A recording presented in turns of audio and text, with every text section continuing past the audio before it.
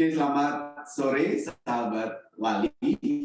Jumpa lagi di Bincang Wali, bincang peluang bisnis, waralaba dan lisensi serta bisnis kemitraan di Indonesia. Nah, sore hari ini kita akan mengangkat sebuah tema mengenai potensi bisnis ayam geprek gitu ya. Kita tahu bahwa potensi bisnis ayam atau fried chicken di Indonesia juga sangat bertumbuh gitu ya, baik yang skala resto, skala middle maupun yang skala boot.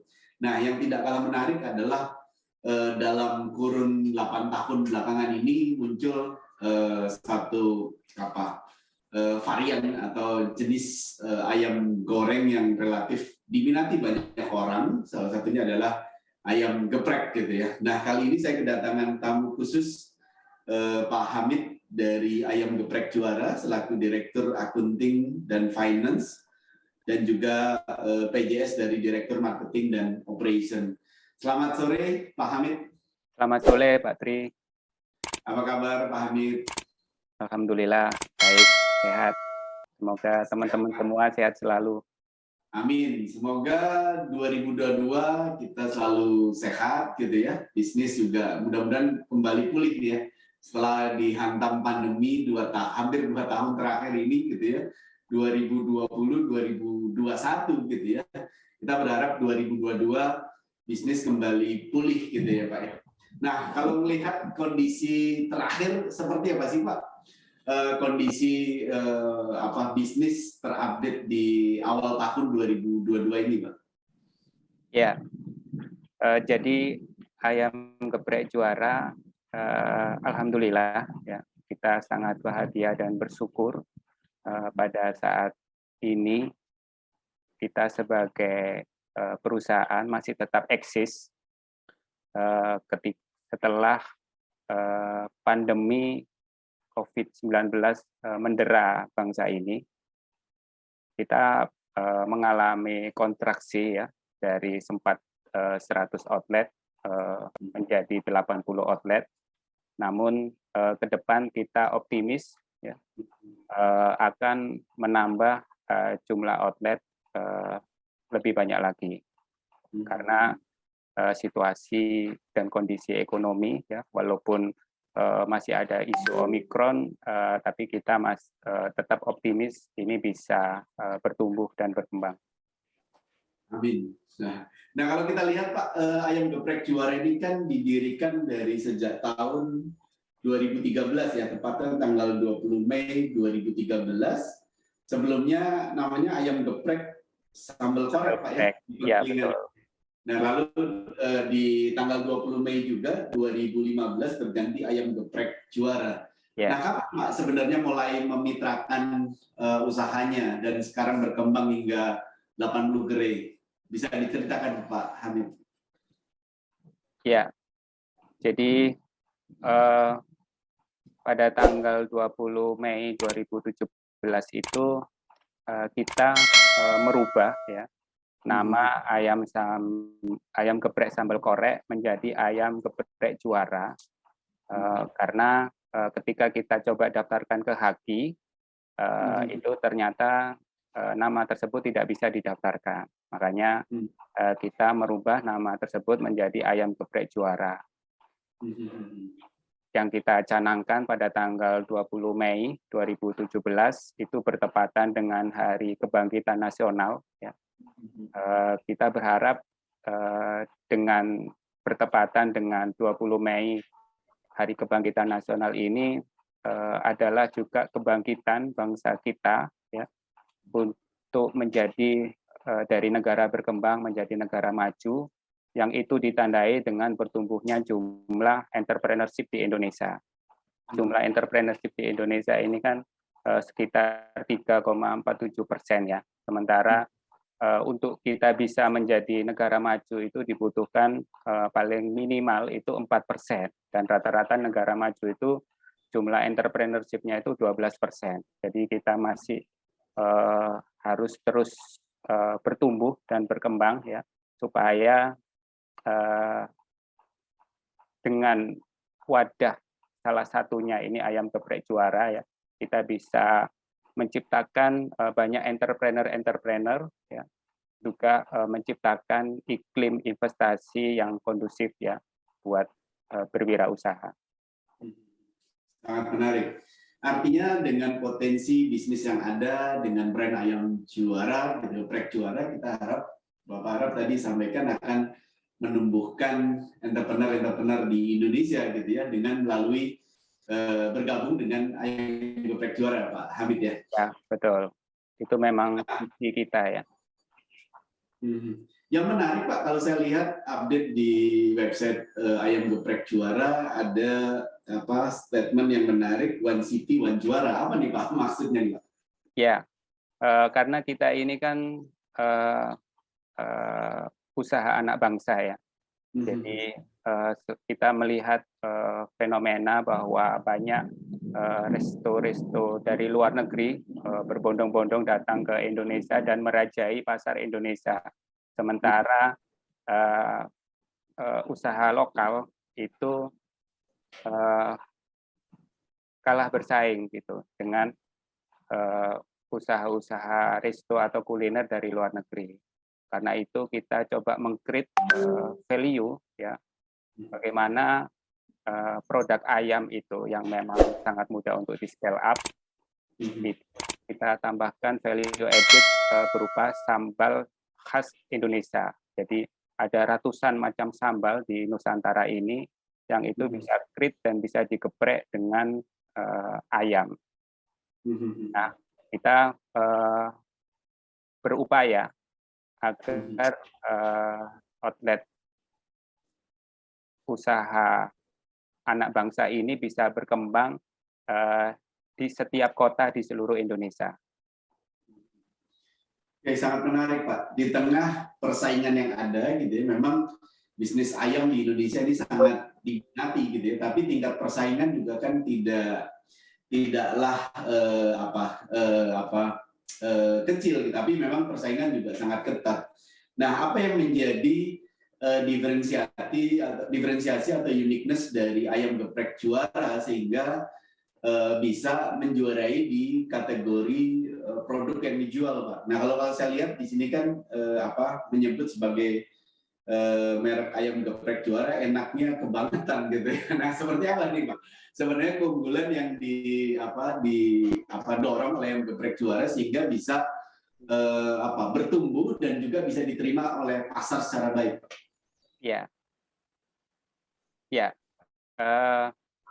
Dari sisi produk ya, kita berbasis pada ayam dan teman-temannya ayam. Gitu. Nah, ayam dan teman-temannya Pak ya? Ya, betul. Dan teman-temannya ayam ya.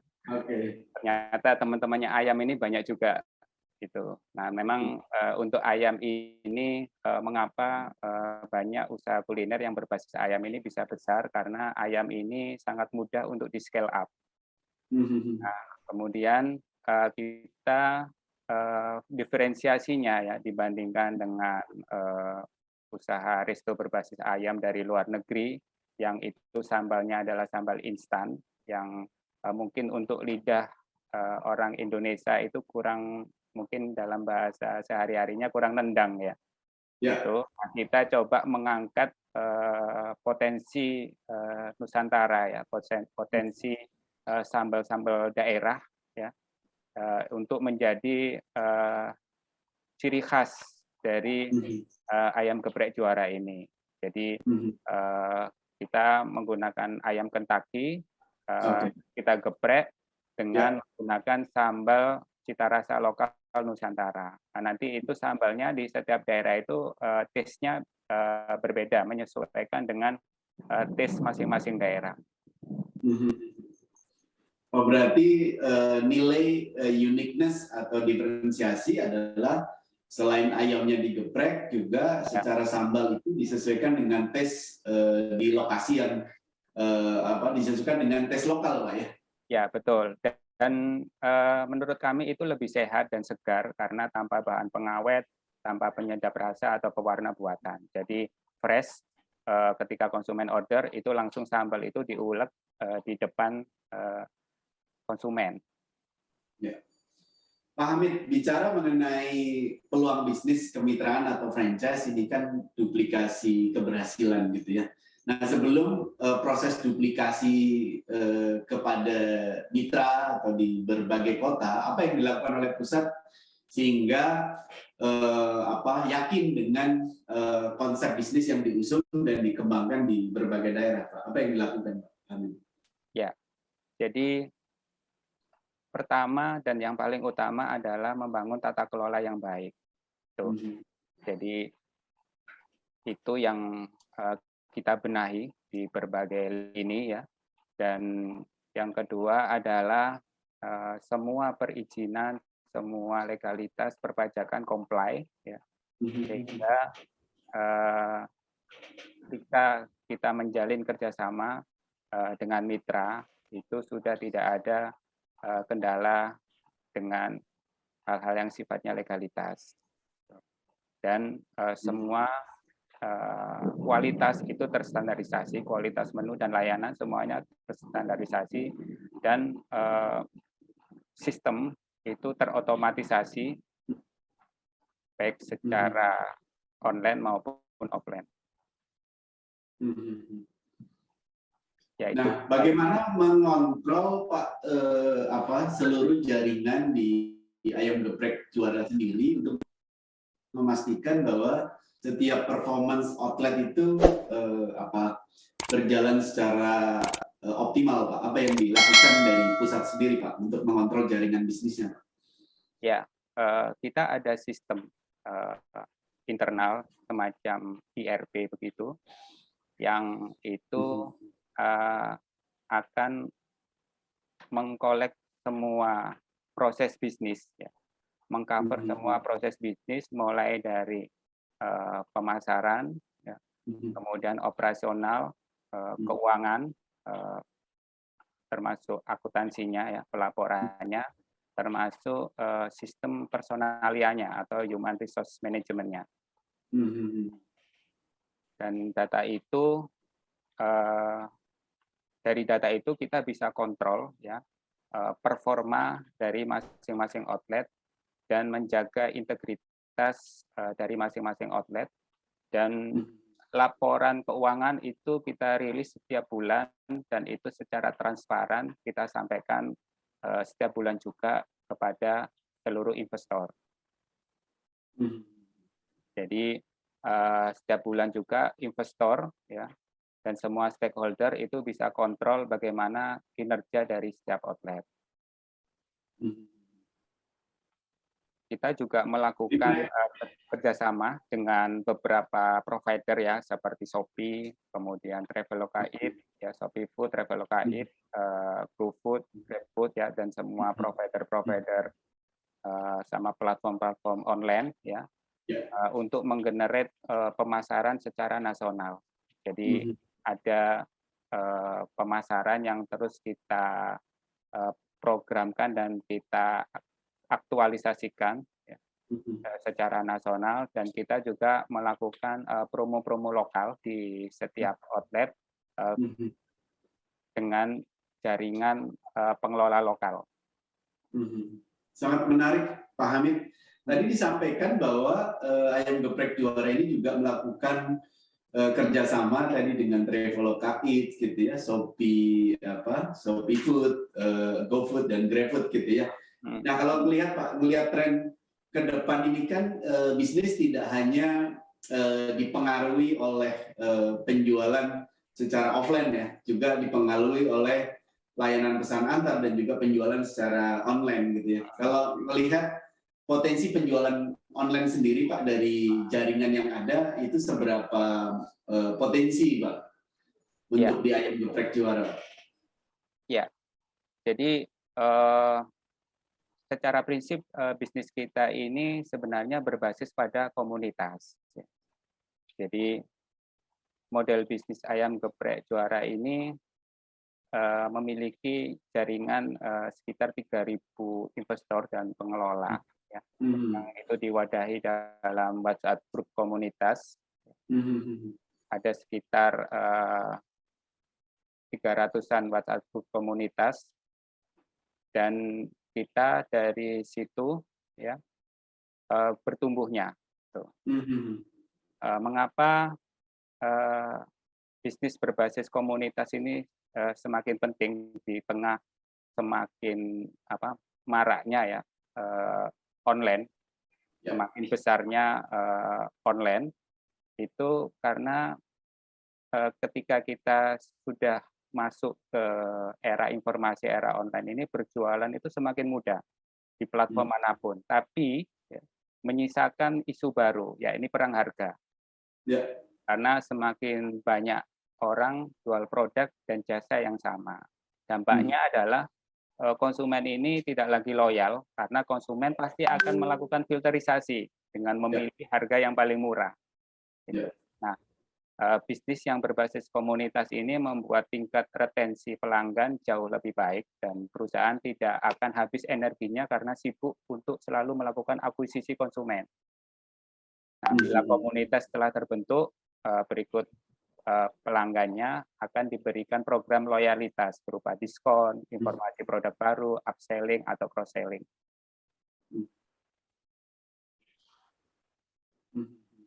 Begitu, Pak. Ya, sangat menarik.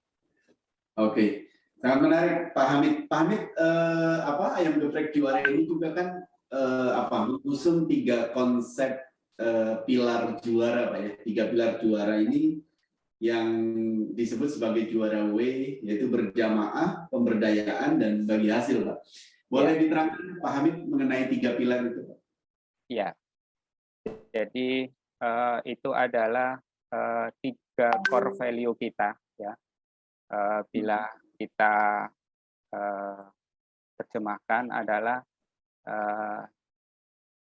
kita berupaya untuk memberikan yang terbaik kepada stakeholder secara adil dan transparan dan akuntabel.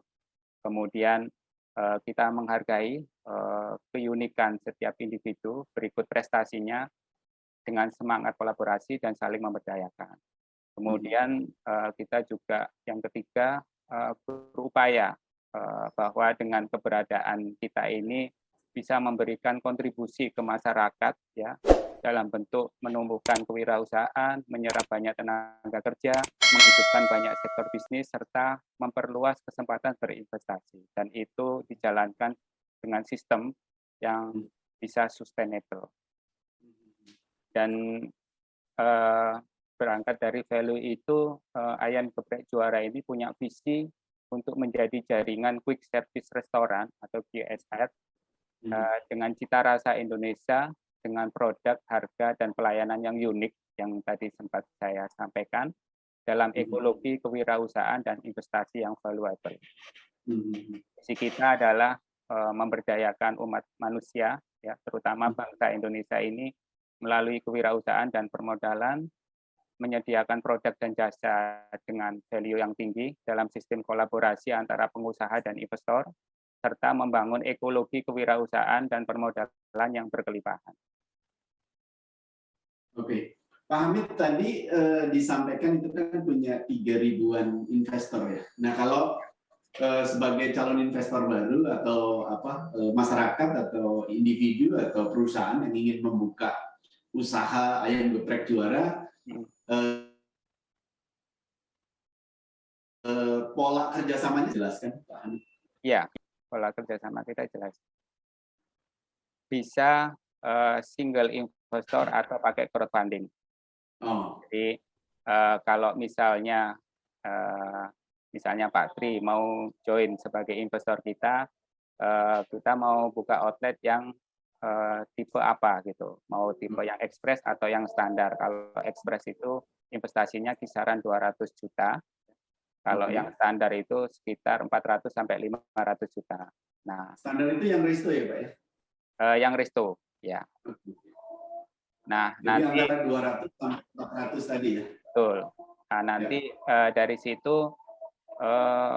saya nggak bisa nih modal sendiri ini. Nanti tinggal kita kampanyekan ke jaringan investor kita gitu. Jadi mungkin saya baru bisa misalnya rencana mau buka yang AGC standar dengan total investasi kurang lebih misalnya 500 juta ya. Kita baru misalnya dari mitra kita baru bisa modalnya misalnya 100 juta. Berarti nanti yang 400 juta itu kita kampanyekan kita kampanyekan ke jaringan investor kita. Nanti dari situ investor itu biasanya akan berkontribusi sesuai dengan kemampuannya masing-masing. Bahkan hanya yang berkontribusi dengan saham 1%, 2%, itu kita terima. Mengapa? Karena semangat kita adalah semangat kolaborasi, semangat gotong royong, ya. Dan kita yakin bahwa semut ketika dia bekerja sama dengan baik akan bisa mengalahkan gajah walaupun besar. Mulai modal berapa Pak? Kalau yang paling rendah untuk investor itu bisa join dengan ayam geprek juaranya? Ya, nanti kan sesuai dengan RAB-nya. Nanti dari RAB itu misalnya berkisar sekitar 500 juta. Nah, nanti tinggal per 1%-nya itu berapa rupiah begitu. Nanti ada tim kita yang bagian urun modal itu akan menghitung untuk per 1% sahamnya itu berapa rupiah. Misalnya per 1% sahamnya 1 juta. Berarti kalau dia ingin mau memiliki proporsi saham itu 5%, ya berarti dia harus setor 5 juta. Oh, oke. Berarti sangat membuat ringan juga masyarakat yang ingin punya bisnis gitu ya. Hanya dengan mulai yang mereka dengan angka yang tidak terlalu tinggi, mereka bisa memiliki ayam geprek juara sesuai dengan porsi saham mereka gitu ya. Mulai dari 1% ya, Pak Hamid ya? Ya, sebenarnya nilai-nilai ini tuh kita gali dari nilai-nilai Indonesia ya. Jadi di Indonesia, terutama di Jawa itu, yang kami ketahui itu ada istilah itu paron sapi. Paron sapi itu jadi itu adalah nilai Indonesia murni ya. Jadi misalnya nih Pak Tri Raharjo sebagai investor ya, kemudian saya sebagai pengelola, kemudian kita mau usaha penggemukan sapi ya. Kita belilah sapi dengan modal misalnya 15 juta. Nah, setelah setahun kemudian sapinya sudah bisa dijual dengan harga 25 juta. Kan berarti ada margin keuntungan 10 juta ya. Nah, nanti tinggal dibagi paron gitu. Artinya separuh-separuh ya. 50% untuk Pak Tri sebagai investor, berarti dari 10 juta, 50%-nya kan 5 juta. Saya sebagai pengelola mendapat 5 juta juga, 50%. Seperti itu. Oh, berarti itu juga diterapkan bagi hasilnya di ayam geprek juara seperti apa? Ya, secara prinsip dasar seperti itu. Jadi 50% untuk investor, 50% untuk pengelola ya Pak ya? Oke, Pak, kalau ini kan kalau jumlah investornya banyak, mereka kan perlu transparansi soal keuangan, soal biaya dan lain sebagainya gitu ya. Apa yang dilakukan oleh ayam geprek juara sehingga para investor ini merasa ya memang sesuai dengan ya tadi akuntabel gitu ya. Apa Pak yang dilakukan sendiri oleh ayam geprek juara? Ya, yang pertama bahwa sebelum kita set up bisnis itu ada business plan yang diajukan oleh pengelola. Nah, di situ tertera jelas mengenai RAB, rencana anggaran biaya untuk bisa set up bisnis outlet ayam geprek juara itu bisa sampai berdiri dan beroperasi. Nah, kemudian yang kedua, setelah proposal itu dirilis, kemudian dikampanyekan. Setelah kita verifikasi, kemudian kita kampanyekan ke seluruh jaringan investor kita. Nah, nanti investor itu akan setornya bukan ke pengelola lokal, ya, yang mengelola outlet tersebut, tapi investor itu akan setornya ke pengelola pusat, dalam hal ini head office ya. Jadi kita head office ini sebagai intermediaris antara pengelola lokal dan investor. Nah, dari situ juga kita mencairkan dananya itu untuk mitigasi risiko itu sesuai dengan progres dari RAB ya. Misalnya nanti kalau outlet itu kan dari awal kan istilahnya renovasi ya. pasti ada RAP. Ya. Nah, itu pencairannya berdasarkan progres dan kita melakukan verifikasi mengenai validitas dari transaksi-transaksinya.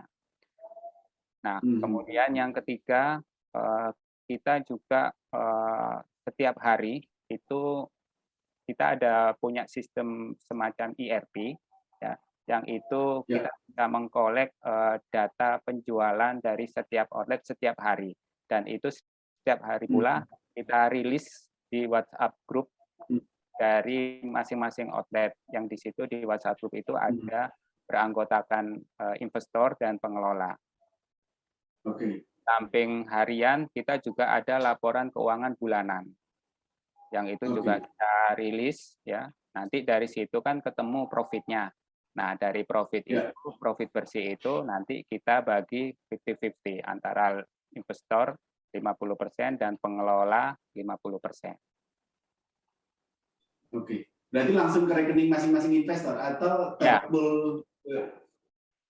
Nanti bagi hasilnya langsung ke rekening masing-masing investor. Jadi kita membaginya tidak setiap bulan, tapi di laporan keuangan itu kita state bahwa ada porsi bagi hasil. Pembagiannya itu dibagikan 3 bulan sekali. Oh, pembagian hasilnya per 3 bulan, Pak ya? 3 bulan sekali. Mengapa? Karena kalau 1 bulan sekali, namanya bisnis itu kan tidak selalu burung berkicau ya, ada up, ada down gitu. Jadi kita rata-ratakan dalam triwulan ya, 3 bulan. Kalau misalnya ada defisit, ada surplus ya, nanti bisa kita netkan. Nah, nanti itu hasilnya kita bagikan ke para investor. Nah, kalau terjadi kerugian apa Pak yang dilakukan, Pak? Ya, sesuai dengan prinsip kolaborasi tadi, gotong royong. Jadi kalau untung dinikmati bersama, kalau rugi ya ditanggung bersama. Artinya dalam hal ini misalnya ada kerugian ya nanti investor saweran gitu untuk menanggung kerugian itu. Ada kalau di awal-awal bisnis itu kan biasanya nggak langsung on, Pak ya?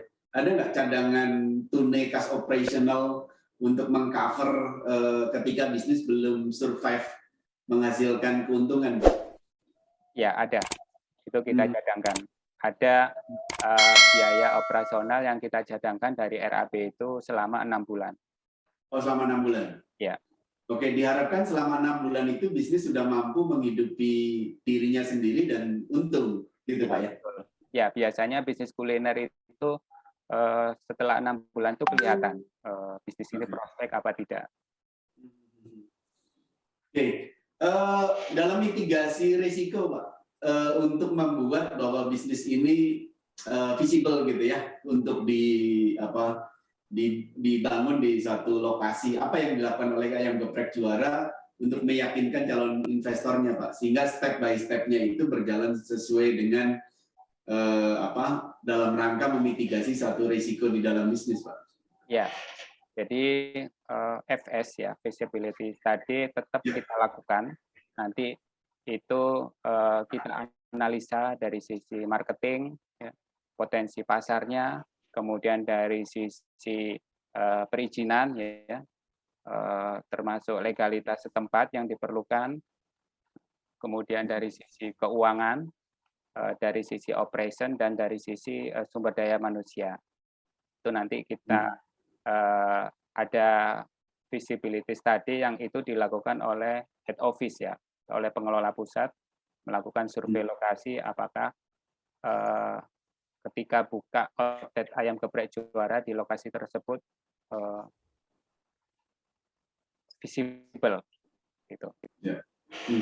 Nah, itu dilakukan gitu ya, artinya dari pemilihan lokasi, pengelola operasional juga diseleksi Pak ya? Ya, diseleksi. Nah, trainingnya sendiri berapa lama Pak biasanya kalau ketika gerai baru itu Pak untuk dibuka? Dibuka itu paling rata-rata itu sekitar 2 minggu sampai 1 bulan.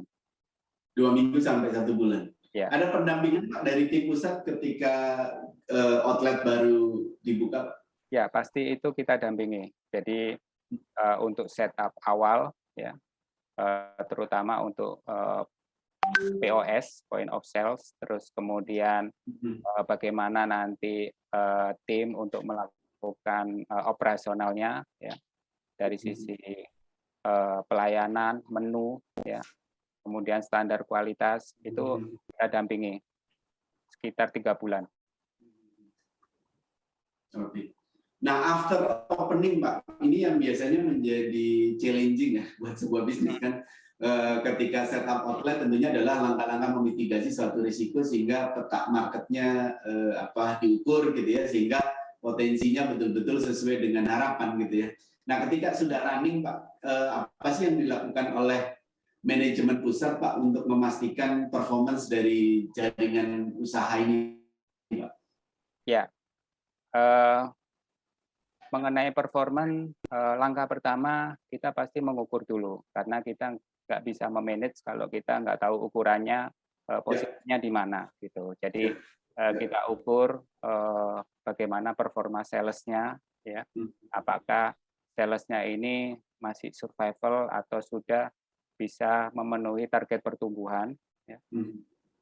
Kemudian yang kedua juga kita ukur adalah HPP-nya. Maka HPP-nya ini efisien, karena dari HPP itu akan kelihatan outlet atau resto ini terkontrol dengan baik atau tidak. Selanjutnya adalah struktur biaya lain ya, seperti operasional, manpower-nya, dan marketingnya. Oke. Sangat komplit, Pak ya. Terakhir, Pak. Terakhir, saya terus terang sangat menyimak dengan baik, Pak. Terakhir, Pak, apa tips keberhasilan untuk jaringan outlet, terutama di lokal, Pak ya? Bagaimana sih kiat keberhasilan supaya outlet yang di daerah itu bisa berhasil, atau outlet mitra ini berhasil, apa, Pak? Kiatnya, Pak, untuk bisa disampaikan kepada calon investor atau orang yang mungkin sudah join dengan ayam geprek jual. Ya, jadi berdasarkan pengalaman kami, untuk outlet itu bisa berhasil dan survive, ya, itu pertama adalah kita perlu membangun karakter dan kompetensi dari SDM-nya, ya, terutama dari pengelola lokal dan tim. Karena dari kapasitas pengelola tersebut akan sangat menentukan keberhasilan dari outlet. Yeah. Nah, yang kedua adalah konsistensi, ya, dalam kita terus berupaya, ya, untuk melakukan pemasaran baik secara eksternal maupun internal. Pemasaran secara eksternal itu dalam arti begini, kita dari pusat terus konsisten melakukan promosi secara nasional, kemudian dari outlet sendiri melakukan promosi juga secara lokal, kemudian dari sisi internal sendiri, ya, dari sisi internal itu adalah kualitas dari menu dan layanan. Itu memang benar-benar kita jaga, makanya bahan baku itu semuanya dikontrol dari pusat. Kita ada semacam central kitchen, ya. Central kitchen yaitu yang jadi outlet tidak bisa membeli ayam di pasaran atau di vendor lain, mereka harus membeli di pusat itu untuk menjamin kualitas dari ayamnya, karena ada secret sauce dari ayam tersebut yang membuat ayam geprek juara ini mungkin sedikit berbeda, ya, kualitas rasanya. Oke, terima kasih Pak Hamid, sebuah bincang bisnis yang sangat menarik gitu ya, dari awal sampai akhir saya sangat menikmati gitu ya. Oke, sahabat Wali gitu ya, bicara mengenai bisnis waralaba atau peluang bisnis waralaba, lisensi dan kemitraan di Indonesia. Tentunya bagaimana kita bisa berhasil di bisnis ini, tadi kita sudah menyimak berbagai tips gitu ya, dan juga berbagai opportunity yang disampaikan oleh Pak Hamid gitu ya. Satu adalah soal lokasi. Jadi lokasi ini menjadi satu poin penting, bahwa ketika bisnis berbasis waralaba, karena lokasi ini adalah ketika memilih lokasi yang sesuai dan visible secara lokasi untuk dikembangkan, ini menjadi satu poin pertama. Yang kedua tadi juga disampaikan bahwa SDM menjadi salah satu kunci, karena memang ketika brandnya sudah ada, sistemnya sudah ada, produknya laku, tentunya SDM menjadi salah satu kunci, sehingga kualitas SDM kita baik dari sisi training dan juga secara operasional harus matang gitu ya, supaya mereka bisa mendeliver apa yang menjadi standar dari pihak pusat. Tadi juga disampaikan mengenai kualitas dari sisi produk sendiri atau kualitas menu ya, dan juga layanan ini menjadi satu prioritas. Kenapa? Memang orang ketika datang ke sebuah restoran, tentunya ketika menikmati produknya secara nyaman, enak gitu ya, dan mau balik lagi, ini menjadi salah satu kunci. Dan juga tentunya adalah faktor promosi yang mendukung supaya tingkat penjualan atau tingkat penjualan sesuai dengan target yang kita harapkan. Terima kasih Pak Hamid sudah di Bincang Wali pada sore hari ini. Mudah-mudahan bincang sore hari ini dapat memberikan inspirasi buat banyak orang yang ingin investasi atau ingin berbisnis dengan ayam geprek. Silakan nanti kontak dengan pihak ayam geprek gitu ya. Terima kasih, sampai jumpa di lain waktu. Terima kasih. Terima kasih Pak Tri Raharjo. Terima kasih teman-teman semua. Salam sehat. Salam sehat untuk kita semua. Baik. Assalamualaikum warahmatullahi wabarakatuh. Waalaikumsalam warahmatullahi wabarakatuh.